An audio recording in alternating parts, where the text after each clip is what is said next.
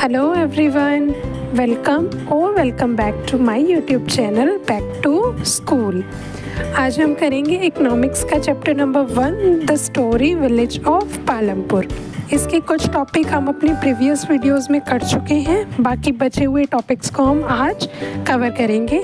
तो चलिए शुरू करते हैं। हमारा आज का फर्स्ट टॉपिक है who will provide the labour. इसमें क्या बताया गया है आइए देखते हैं। एज़ वी नो, हम सबको पता है कि फार्मिंग में सबसे इम्पॉर्टेंट चीज़ होती है लेबर। लेबर मीन्स मज़दूर, श्रमिक, कि अब खेतों में काम कौन करेगा। पालमपुर जैसे गांव में दो तरीके के लेबर होते हैं। First one is family labour, second is hired labour. Family labour देखिए पहले क्या होता है। इसमें जो छोटे और मध्यम वर्गीय परिवार मीन्स मीडियम फैमिली के जो किसान होते हैं वो अपने ही परिवार के लोगों को खेतों में काम पर लगा देते हैं। मीन्स उनकी फैमिली के लोग ही मैंस, वुमेन्स, इवन चिल्ड्रंस वगैरह ये सब मिलकर अपने खेतों में काम करते हैं। इसीलिए उनको अलग से किसी को मजदूरी भी नहीं देनी पड़ती। इस घर के लोग ही खेती करते हैं बिना कोई एक्स्ट्रा खर्चा किए। सेकंड है हमारा हायर्ड लेबर। जो बड़े किसान होते हैं उनके पास ज़्यादा ज़मीन होती है, तो इसीलिए उन्हें एक्स्ट्रा लेबर की भी नीड होती है। बड़े जो किसान हैं वो लैंडलेस फैमिलीज़, जिनकी खुद की कोई ज़मीन नहीं है, या फिर छोटे किसान, उनको दिन की मजदूरी पर मतलब दिहाड़ी पर रखकर उनसे काम कराते हैं। दिहाड़ी पे रखकर काम कराना मीन्स आप उनसे दिन भर काम कराओगे, उस काम के बदले आप उनको पैसे दोगे, और मजदूरी के बदले उन्हें कभी पैसे कभी कभी अनाज देकर भी पेमेंट की जाती है। तो सिंपली मैं आपको बताऊं तो छोटे किसान हैं वो अपने घर का लेबर यूज़ करते हैं, मीन्स घर के फैमिली मेम्बर्स ही मिलकर एज ए लेबर काम करते हैं। और जो बड़े किसान होते हैं वो लैंडलेस लोगों को मजदूरी पर रखते हैं। तो अब हमारा नेक्स्ट टॉपिक है कैपिटल नीडेड इन फार्मिंग। पैसे की क्या ज़रूरत है फार्मिंग में। तो जब भी फार्मिंग की बात आती है तो सिर्फ ज़मीन और पानी से काम नहीं चलता।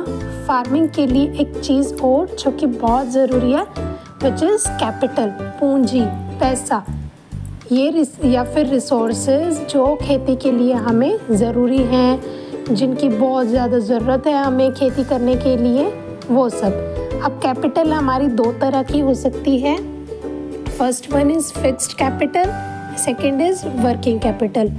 फिक्स्ड कैपिटल तो ये वो चीज़ें हैं जो एक बार ख़रीद ली और बार बार आप उसको यूज़ कर सकते हो, मीन्स जो रीयूजेबल होती हैं, जिनको एक बार यूज़ किया नेक्स्ट टाइम फिर वही यूज़ हो जाए, वो ख़राब नहीं होती। जैसे कि ट्रैक्टर, टूल्स, ट्यूबवेल और पंप सेट एक्सेट्रा, ये चीज़ें ऐसी हैं। ये सिंगल टाइम इन्वेस्टमेंट बोलते हैं ना जिस चीज़ को हम, कि आपने एक बार ट्रैक्टर खरीद लिया, गेहूं की फसल आप उगा रहे हो, आपने एक ट्रैक्टर खरीद लिया। अब ये तो है नहीं कि आप अगले साल अगर आप चावल उगाओगे तो आपको दूसरा खरीदना पड़ेगा, नहीं। ये हमारी होती है एक फिक्स्ड इन्वेस्टमेंट जिसको हम बोलते हैं। ऐसी चीज़ें जो बार बार खरीदने की ज़रूरत नहीं होती, एक बार खरीदना ही इनफ होता है। ठीक है, नेक्स्ट है हमारा point working capital. Working capital में क्या होता है, ये हर सीज़न में हमें अलग अलग लगता है। जैसे कि सीड्स, खाद, पेस्टिसाइड्स, पानी का खर्चा, मजदूरी के लिए पैसा। आपने इस सीज़न में एक फसल उगाई, आप दूसरे सीज़न में कुछ और फसल उगाओगे तो उसके लिए आपको अलग बीज चाहिए, अलग कीटनाशक चाहिए, पानी भी अलग चाहिए, और जो लेबर काम करेगी उनकी मजदूरी का पैसा भी अलग से चाहिए। तो ये क्या है, वर्किंग कैपिटल। अब सवाल ये भी है कि पैसा आएगा कहाँ से, चाहे फिक्स्ड कैपिटल में हो चाहे वर्किंग कैपिटल, पैसा दोनों उसमें लग रहा है, तो ये पैसा आखिर आएगा कहाँ से। तो पैसे के लिए हमारे पास दो सोर्स हैं। पहला तो है स्मॉल एंड मीडियम फार्मर्स और दूसरा है रिच फार्मर्स। जो स्मॉल एंड मीडियम फार्मर्स होते हैं ये ज़्यादातर लोन लेते हैं अपने इन्वेस्टमेंट के लिए, चाहे वो सीड्स खरीदने हों या फिर ट्रैक्टर, मतलब कुछ भी आपको फसल उगाने के लिए जो जो चीज़ें चाहिए होती हैं उनके लिए जो छोटे किसान होते हैं वो ज़्यादातर लोन लेते हैं। मनी लेंडर से, रिच फार्मर से या फिर बैंक से। और जो रिच फार्मर्स होते हैं, बड़े किसान होते हैं, वो अपनी सेविंग और पहले के प्रॉफिट से अपना खर्चा निकाल लेते हैं। तो सिंपल शब्दों में मैं आपको बताऊं तो फार्मिंग जो है वो हमारी बिना कैपिटल के पॉसिबल ही नहीं है। लैंड और लेबर के साथ साथ कैपिटल भी फार्मिंग का एक मोस्ट इम्पॉर्टेंट पार्ट है। आप सिंपली आप प्रैक्टिकली एक चीज़ सोचो, आपको कुछ चीज़ लेनी है, ठीक है, आपके पास पैसा ही नहीं है, आप कैसे लोगे? आपको एक अच्छा जीवन जीना है भाई, लग्जरी लाइफ, लग्जरी भी नहीं, एक मीडियम सी लाइफ की भाई 3 टाइम का आपको अच्छा खाना मिल रहा है, आप अच्छे कपड़े डाल रहे हो, अच्छा रहन सहन है आपका, मीडियम सा जो मीडियम फैमिलीज़ में होता है, उसके लिए भी आपको क्या चाहिए? पैसा। और पैसा ही नहीं होगा तो आप ये लाइफ कैसे जी पाओगे? ठीक वैसे ही अगर आपको खेती करनी है तो उसके लिए जो स्टार्टिंग की इन्वेस्टमेंट है, चाहे वो सीड्स खरीदना है, पानी का खर्चा निकालना है, लेबर्स की मजदूरी देनी है, कुछ भी, या फिर कोई और चीज़ें आपको खरीदनी है, तो उसके लिए एक बेसिक थिंग है पैसा। तो फार्मिंग में हमारी क्या क्या चीज़ें इम्पॉर्टेंट हो गई? लैंड और लेबर तो ज़रूरी है ही, साथ ही साथ कैपिटल का होना भी इतना ही ज़रूरी है जितना कि लैंड और लेबर का। नेक्स्ट टॉपिक देखिए क्या है? Sale of surplus farm products. Definition क्या होगी इसकी कि फार्मिंग का एक इम्पॉर्टेंट पार्ट है sale of surplus farm products. अब आपको एक टर्म कंफ्यूज कर रही होगी कि सरप्लस क्या होता है। तो सोचो, जब फार्मर्स अपनी फैमिली के लिए जो क्रॉप फसल उसने उगाई है, जैसे अनाज, गेहूँ, चावल, बाजरा, ये सब अपनी फैमिली के लिए मीन्स जो साल भर यूज़ होना है वो अलग करके उसके बाद जो एक्स्ट्रा क्रॉप बच जाती है उसी को हम बोलते हैं सरप्लस।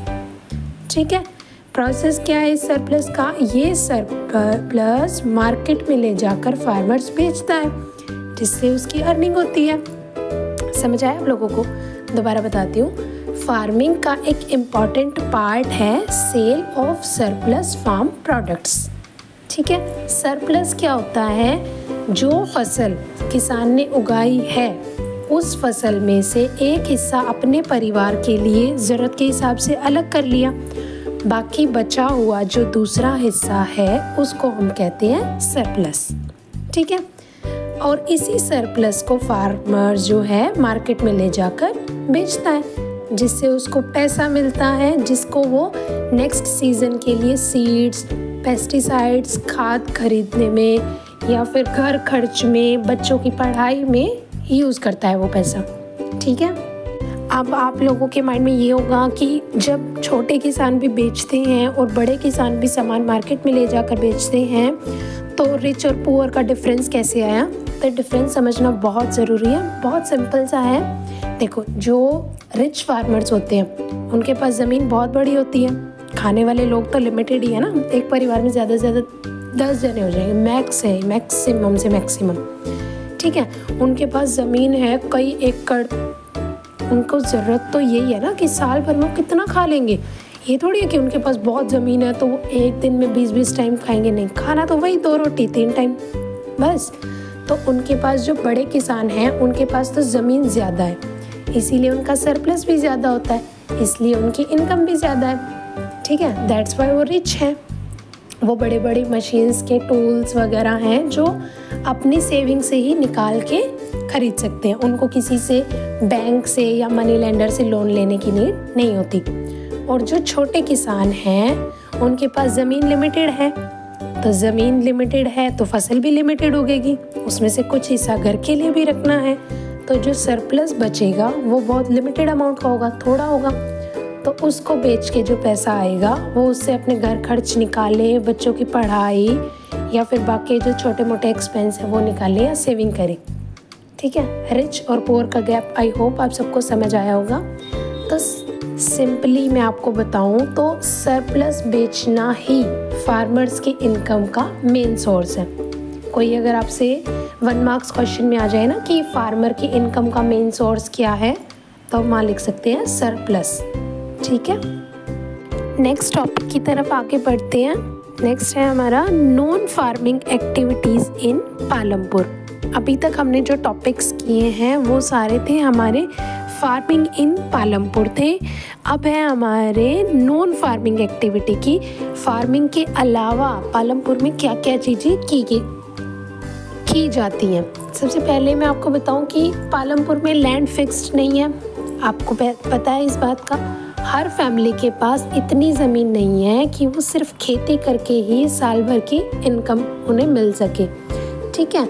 इसीलिए लोग फार्मिंग के अलावा बहुत से छोटे छोटे काम हैं जो वो करते हैं, जिससे कि एक्स्ट्रा इनकम, एक रोज़गार और रिस्क कम होता है। एक्स्ट्रा इनकम भी बढ़ गई और फसल की वजह से रिस्क बना रहता है कि फसल कहीं ख़राब ना हो जाए, ज़्यादा बारिश हो उस वजह से ख़राब हो गई तो हम क्या करेंगे, या फिर कोई फसल ऐसी है जो धूप में उगती है और धूप ही ना निकली तो रिस्क है ना। तो इसीलिए जिसमें सबसे फर्स्ट है हमारा diary the other common activity. इसमें बताया गया है कि डायरी, दूध वगैरह बेचना, ये कॉमन वो है वहाँ का, पालमपुर का कॉमन बिजनेस जिसे हम बोल सकते हैं। यहाँ कई परिवार हैं जो गाय और भैंस वगैरह रखते हैं। रोज़ सुबह शाम दूध निकाला जाता है, फिर वो उसे अपने आसपास भी बेच सकते हैं, या फिर जो कलेक्टर्स होते हैं, कोऑपरेटिव्स होते हैं जो शहरों में जाकर दूध का वो करते हैं बिज़नेस, वो आकर ले जाते हैं, या फिर कोई ट्रेडर उसे रायगंज जैसे नज़दीकी टाउन है वहाँ ले जाकर उसे बेच देता है। ये पूरी एक चेन सिस्टम है। कैसे होता है चेन सिस्टम?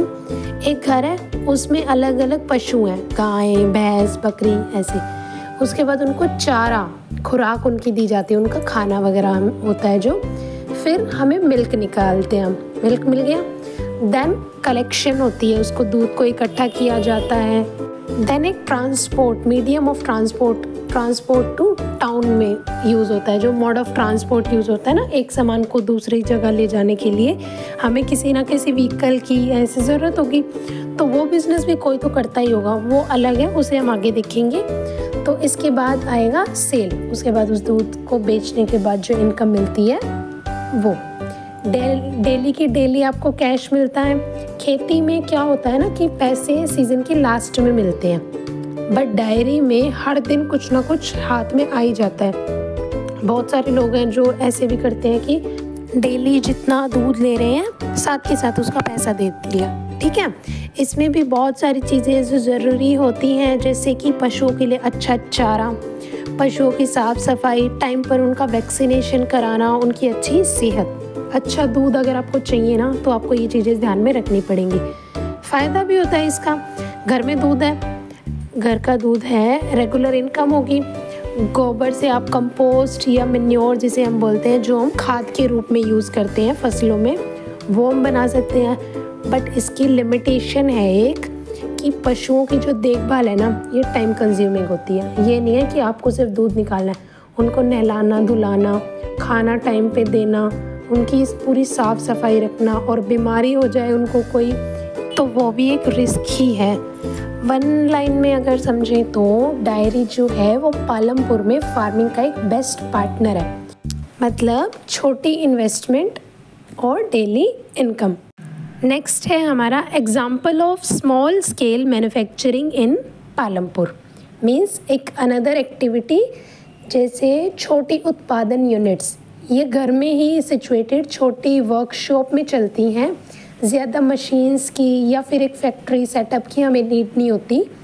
जैसे पालमपुर के कॉन्टेक्स्ट में एक एग्जांपल दिया गया है हमें बुक में, शुगर केन से जैगरी यानी गुड़ का बनना। और भी चीज़ें हो सकती हैं, जैसे आप घर में पापड़ बना सकते हो, अचार बना सकते हो, मूंगफली है तो उससे चिक्की, गज्जक वो बना सकते हो, आप अलग अलग बास्केट्स बना सकते हो, आप स्टिचिंग कर सकते हो। कैसे चलती है ये? जो कंप्लीट फैमिली है वो ही एज ए लेबर काम करता है। कभी कभी ऐसे काम बहुत बढ़ गया तो एक दो हेल्पर रखे तो रखे, अदरवाइज़ घर की जो 2-3 लेडीज़ होती हैं या जेंट्स होते हैं वही मिलके ये काम कर लेते हैं। सिंपल टूल्स चाहिए इसमें, कैपिटल इन्वेस्टमेंट है जो वो भी बहुत कम है। लोकल रॉ मटेरियल जैसे अपने या पेड़ मतलब आसपास के किसानों का शुगर केन आप ले लो, ख़रीद लो उनसे, फिर उससे आप गुड़ बना के हाई उसमें बेच सकते हो प्राइस में, है ना। बेचना आपको कहाँ है? लोकल बाज़ार में, टाउन्स में, ट्रेडर्स को, जो होलसेलर रिटेलर होते हैं इनको। इसका फ़ायदा भी है और रिस्क भी है। फ़ायदा कैसे कि आप घर बैठे काम कर रहे हो, आपकी एक्स्ट्रा इनकम हो रही है, और ऑफ सीज़न में भी आप काम कर सकते हो। ये नहीं है कि सीज़न, गुड़ का सीज़न कब ख़त्म होता है, नहीं होता ना। अचार लोग ऐसे थोड़ी है कि लोग पापड़ नहीं खा रहे या अचार नहीं खा रहे, तो 12 मास ही वो है ये काम। रिस्क है, मार्केट जो है वो दाम पे डिपेंड करती है। कभी कभी है ना कि रॉ मटेरियल महंगा हो जाता है ना, जिससे आप प्रॉपर सामान ही नहीं खरीद पाते और फिर प्रॉब्लम्स आती हैं। एक लाइन में अगर समझें तो जो स्मॉल स्केल यूनिट्स होती हैं, इनका मीनिंग है कम खर्चा और घर पे रह के ही आपका अपना एक रोज़गार बनना। ठीक है, नेक्स्ट है हमारा shopkeepers of Palampur. Shopkeepers of Palampur में हमें, ये हमारी एक तीसरी कैटेगरी है नॉन फार्मिंग एक्टिविटी की। इसमें क्या है, ये गांव की जो डेली नीड्स है ना, डेली बेसिक नीड्स है, उनको पूरा करता है। इसमें किस किस टाइप की दुकान हो सकती हैं? इसमें हमारे जनरल स्टोर्स होते हैं ना, जहाँ पे आपको बेसिक सामान मिलता हो, चाय, चीनी, चावल, टूथपेस्ट, तेल, मतलब डेली घर में यूज़ होने वाले, डेली बेसिस पे जो चीज़ें हमारी यूज़ होती हैं, वो सारा सामान, ग्रोसरी का सामान हमें जिसको बोलते हैं। नेक्स्ट है एग्री इनपुट शॉप्स, मीन्स जहाँ पर सीड्स, फर्टिलाइज़र्स, पेस्टिसाइड्स और छोटे छोटे टूल्स जैसे कि पाना वगैरह होता है ना, ये सारे टूल्स आपको मिलते हैं। जहाँ कभी कभी ये जो स्टेशनरी होती है, जैसे बच्चों के basic pencil, pen, eraser, sharpener का मिलना, या फिर छोटा छोटा हार्डवेयर का सामान। आगे है वाई इट्स इम्पॉर्टेंट, ये ज़रूरी क्यों है कि गांव वालों को सामान वहीं पे मिल जाता है, उन्हें बार बार शहर भागने की ज़रूरत नहीं पड़ती। जैसे मान लो आपके घर में चीनी ख़त्म हो गई और गेस्ट आए हैं, तो भाई आप एकदम से शहर थोड़ी जाओगे, आने जाने में भी टाइम लग जाएगा। तो पड़ोस में जो ये छोटी छोटी दुकानें होती हैं, यहाँ पे आपको बेसिक अपना ज़रूरत का सामान मिल जाता है, क्योंकि दुकानदार उधार में या फिर पर्ची से सामान दे देते हैं। रोज़ कैश देने की भी हमें वहाँ नीड नहीं होती। ठीक है, एक लाइन में अगर मैं आपको बताऊँ तो जो शॉपकीपर्स होते हैं, जो ये गांव के लोगों की लाइफ लाइन, सब कुछ यही मिलेगा। Okay, next and the last topic of the chapter, transport a fast developing sector. इसमें हमें क्या बताया गया, आइए देखते हैं। पालमपुर एरिया में जो सबसे ज़्यादा तेज़ी से बढ़ता हुआ सेक्टर है, दैट इज़ ट्रांसपोर्ट। पालमपुर है जो वहाँ लोग तांगा और रिक्शा, मोटरसाइकिल, जीप्स, ट्रैक्टर का यूज़ करते हैं। अब क्या होता है ट्रांसपोर्ट से, मीन्स इसका बेनिफिट क्या है? गुड्स की मूवमेंट, कोई सामान हमें लाना है या भिजवाना है तो उसकी ईज़िली वो हो जाती है, सामान ख़राब होने से पहले अगले पर्सन को मिल जाता है। ठीक है, पैसेंजर सर्विस, लोगों को बाज़ार जाना है, शहर जाना है, स्कूल जाना है, ऑफिस तक जाना है या हॉस्पिटल जाना है, तो उसमें यूज़ हो सकता है। होते हैं ना ऑटो, गांव में ऑटो चलते हैं, जैसे कि 10 रुपये या 20 रुपये सवारी के हिसाब से कि आपको हम वहाँ तक छोड़ देंगे, तो वो पैसेंजर सर्विस में आता है। नेक्स्ट है हमारा जॉब क्रिएट। इसमें भी अलग अलग, मतलब ये लगा लो आप, जॉब्स की अपॉर्चुनिटी खुली ना, क्योंकि आप किसी को ड्राइवर भी रख सकते हो, हेल्पर्स भी, मैकेनिक भी, या फिर कोई पंचर रिपेयर करने वाला भी फिर खोल सकता है, फ्यूल सप्लाई के लिए। ये पूरा इकोसिस्टम है, मतलब सब एक दूसरे से कनेक्टेड है। ये तो है नहीं गांव, पूरे गांव में किसी के पास एक साइकिल तक नहीं है और आपने वो खोल लिया जहाँ आप पेंचर वेंचर लगवा सकते हो या फिर आपको गाड़ियों के टायर्स मिल जाए, तो इसका कोई बेनिफिट थोड़ी है, मतलब ही नहीं है। पूरे गांव में जब किसी, मतलब थोड़े बहुत लोगों के पास ही सही, अगर मोड ऑफ ट्रांसपोर्ट होगा तो बेनिफिट है। उससे हमारी अलग अलग पर्सन्स के लिए अपॉर्चुनिटी भी खुली, भाई मुझे पेंचर लगाना आता है, मैं पेंचर की दुकान खोल लेता हूँ, तो ये वाली चीज़।